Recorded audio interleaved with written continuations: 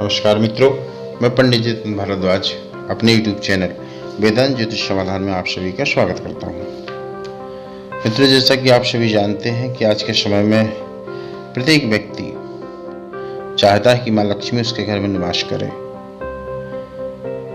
ताकि उसके जीवन में किसी भी प्रकार की कोई भी समस्या ना आए, भौतिक सुख सुविधाओं की उसके परिवार को किसी भी प्रकार की कोई कमी ना हो। तो मित्रों, आज के इस वीडियो में व्यक्ति के सर्व मनोरथ को पूर्ण करने वाले हम एक ऐसे व्रत की चर्चा करेंगे जिससे उस व्यक्ति के परिवार में धन धान्य की कभी कमी नहीं होती है। जी हाँ मित्रों, चूंकि आप सभी को ज्ञात है कि श्राद्ध पक्ष प्रारंभ हो चुका है और इन दिनों में कोई भी शुभ कार्य वर्जित है, परंतु संसार जिस चीज से चलता है अर्थात लक्ष्मी से चलता है, उसको प्रदान करने वाला महान व्रत इसी श्राद्ध पक्ष में पड़ता है। चलिए जानते हैं, बात करते हैं कि ऐसा कौन सा व्रत है जिसको करने मात्र से व्यक्ति अपने जीवन के समस्त कष्टों से मुक्ति पा जाता है। जी हाँ, श्राद्ध पक्ष में अष्टमी तिथि के दिन देवी माँ लक्ष्मी का पूजन किया जाता है। इस बार यह व्रत 10 सितंबर को पड़ रहा है, जिसे हम गज लक्ष्मी व्रत के अलावा महालक्ष्मी व्रत और हाथी पूजा भी कहते हैं। जी हाँ, हाथी पूजा भी कहते हैं। यह एकमात्र ऐसा व्रत है जो व्यक्ति की संपूर्ण परेशानियों का हल कर देता है। बात करते हैं व्रत की पूजन विधि की। तो गजलक्ष्मी व्रत या हाथी पूजा का प्रारंभ चूंकि श्राद्ध पक्ष के साथ ही प्रारंभ हो जाता है, परंतु अष्टमी के दिन इसका विशेष महत्व है। अष्टमी के दिन इसकी पूजा की जाती है।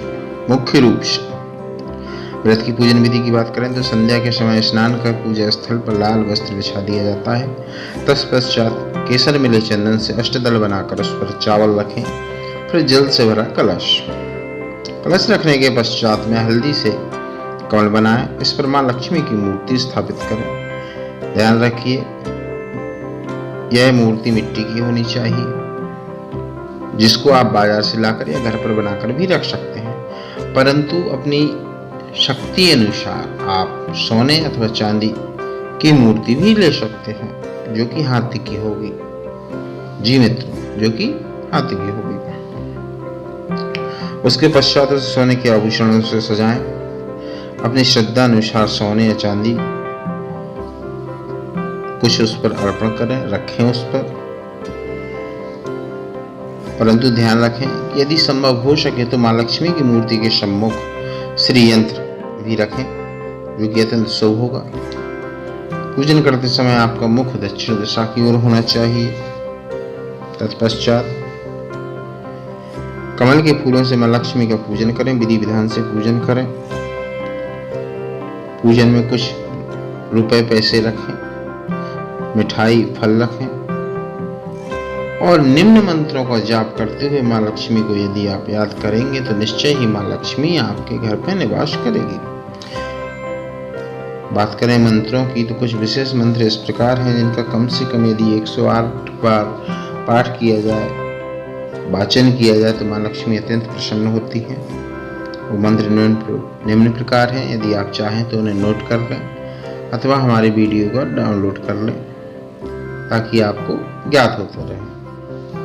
तो मंत्र इस प्रकार हैं: ओम योग लक्ष्मी नमः, ओम आग लक्ष्मी नमः, ओम सौभाग्य लक्ष्मी नमः। जी मित्रों, इन 3 मंत्रों का आपको कम से कम 108 बार जप करना है, पाठ करना है।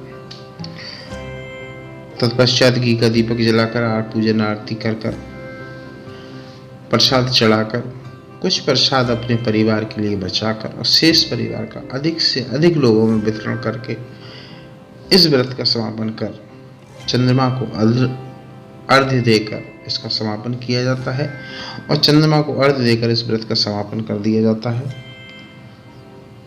बात करें कथा की, तो इस व्रत की कथा बहुत ही सरल और बहुत ही छोटी सी है। आपका ज़्यादा समय ना लेते हुए इस कथा को बताने का जा रहा हूँ, तो ध्यानपूर्वक सुने। मित्रों, प्राचीन समय की बात है कि एक गांव में एक गरीब ब्राह्मण रहता था। वह गरीब ब्राह्मण अत्यंत ही गरीब था, यहाँ तक कि उसके बच्चे भूख प्यास से बिलखते रहते थे।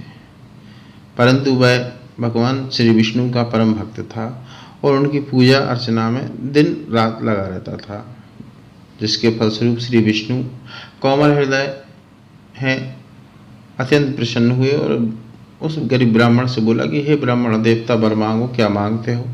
तब उस गरीब ब्राह्मण ने कहा कि हे प्रभु, मैं चाहता हूँ कि माँ लक्ष्मी सदैव मेरे घर में निवास करें। तब श्री विष्णु ने कहा कि मैं आपको बता सकता हूँ कि महालक्ष्मी कहाँ मिलेंगी। आप उनको आमंत्रण दीजिए और वो आपके घर आकर रहने लगेंगी, जिससे आपके संपूर्ण कष्टों का निवारण हो जाएगा। तो गरीब ब्राह्मण ने विनय कर पूछा कि बताइए महाराज, वो कहाँ मिलेंगी। तब श्री विष्णु ने कहा कि मंदिर के बाहर जो सुबह प्रातः एक महिला आती है, जो उपले थोपने के लिए जाती है, वही माँ लक्ष्मी है। आप उनसे विनय कीजिए, वो आपके घर में आएंगी और स्थान प्राप्त करेंगी। तब गरीब ब्राह्मण सुबह प्रातः स्नान कर ध्यान कर मंदिर के चबूतरे पर जाकर बैठ गया और माँ लक्ष्मी का इंतजार करने लगा। जैसे ही वो महिला आई तो उसने बोला कि हे माँ लक्ष्मी, आप हमारे घर चलिए, मैं आपको पहचान गया हूँ। हमारे घर की शोभा बढ़ाइए, हमारे परिवार को समस्त प्रकार के भौतिक संसाधनों से युक्त कीजिए। तब माँ लक्ष्मी ने बोला कि मैं आपके घर चलूँगी, परंतु महालक्ष्मी का व्रत कीजिए। अर्थात एक व्रत बताया उनको कि आप ये व्रत कीजिए, जिससे मैं आपके साथ में आपके घर चलूँगी। तब गरीब ब्राह्मण ने श्री माँ लक्ष्मी के कथन अनुसार, वचन अनुसार, जिस विधि से उन्होंने बताया था उसी विधि से, संपूर्ण विधि से माँ लक्ष्मी का पूजन किया, जिसे गजलक्ष्मी या महालक्ष्मी व्रत बोला जाता है।